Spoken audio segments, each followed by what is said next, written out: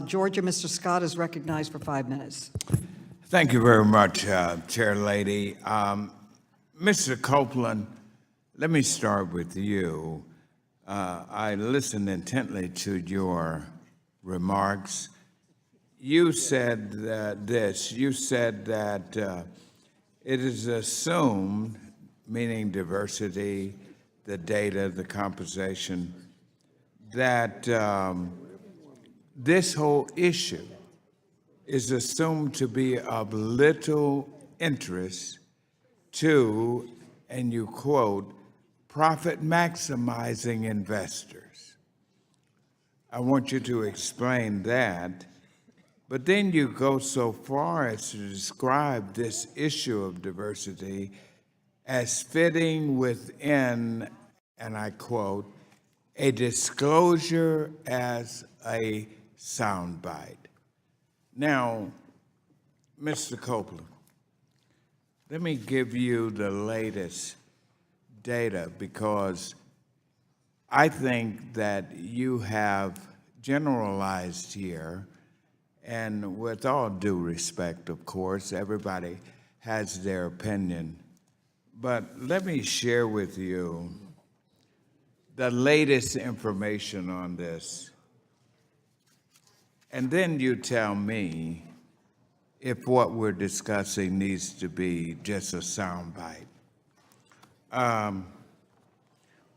African Americans and women and other minorities are drastically underrepresented in the top tiers of our companies and our corporate leadership. For example, here are the latest facts. Women represented just 5% of Fortune 500 CEOs in 2018. If that's not bad enough, even this number in 2018 has declined from what it was in 2017. The number of African American CEOs running Fortune 500 companies last year was just 3 people. And even that number has also declined in previous years.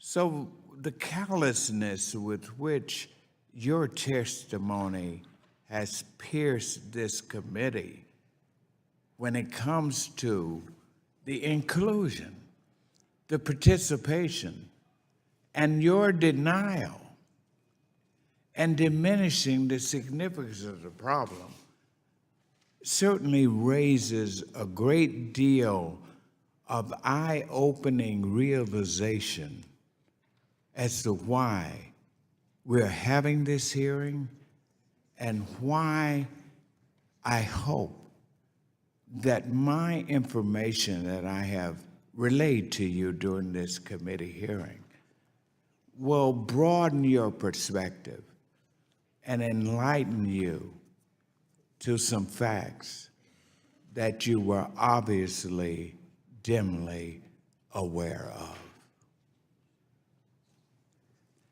Am I supposed to be able to respond to that? Please do, sir. Yeah, I mean, what I was saying was not at all that there's equal or even representation in terms of CEOs based on different racial minority groups or women or anything like that. And I'm not saying that's not a matter of concern.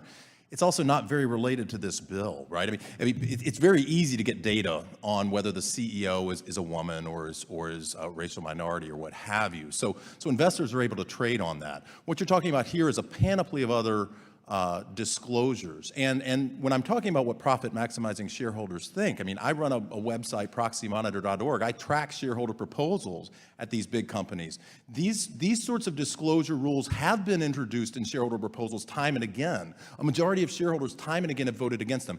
Now, that doesn't mean that a quantitative fund manager like Ms. Gilbert may not be able to get certain data that could be valuable to her as an investor. But I want to caution the committee that the actual investment response there may not be what you think. I just only like it have wasn't. 5 seconds. I want to get Ms. Gilbert and Ms. Disney to give their viewpoint on this, because this is important. This is the heart of what we're talking about here.